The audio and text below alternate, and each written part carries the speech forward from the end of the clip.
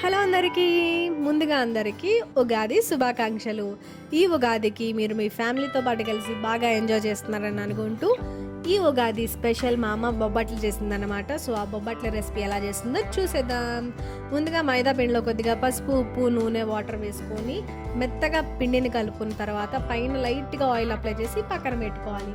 ఆ తర్వాత ఒక గిన్నెలో కొద్దిగా బెల్లం వాటర్ వేసుకొని బెల్లం కరిగేంత వరకు కలుపుకున్న తర్వాత అందులో ఉడకపెట్టిన పచ్చిశనగపప్పు, కొద్దిగా ఇలాచీ, నెయ్యి వేసుకొని ఈ మిశ్రమం గట్టి పడేదాకా మనం ఒక 10 to 15 మినిట్స్ పాటు కలుపుకుంటూ ఉండాలి. 10 to 15 మినిట్స్ తర్వాత స్టవ్ ఆఫ్ చేసుకొని పక్కన పెట్టి చల్లార్చుకోవాలన్నమాట. మన బొబ్బట్ల స్టఫింగ్ రెడీ.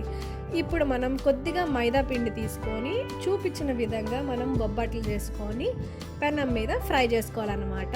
ఈ లోపల వీడియోని లైక్ చేయండి, ఛానల్ని సబ్స్క్రైబ్ చేసుకోండి. అలాగే మీకు ఈ రెసిపీ ఎలా అనిపించిందో కామెంట్ సెక్షన్లో కామెంట్ చేయడం మాత్రం అస్సలు మర్చిపోకండి. ఇప్పుడు పెనం మీద కొద్దిగా ఆయిల్ అని చెప్పను, నెయ్యి అప్లై చేసుకోండి. నెయ్యి అప్లై చేసుకుంటే చాలా టేస్టీగా ఉంటాయి. నెయ్యి అప్లై చేసుకున్న తర్వాత 2 సైడ్లు క్రిస్పీగా వచ్చేంత వరకు ఫ్రై చేసుకొని మనం వేడివేడిగా కొద్దిగా నెయ్యి వేసుకొని సర్వ్ చేసుకుంటే ఎంతో టేస్టీగా ఉండే బొబ్బట్లు రెడీ.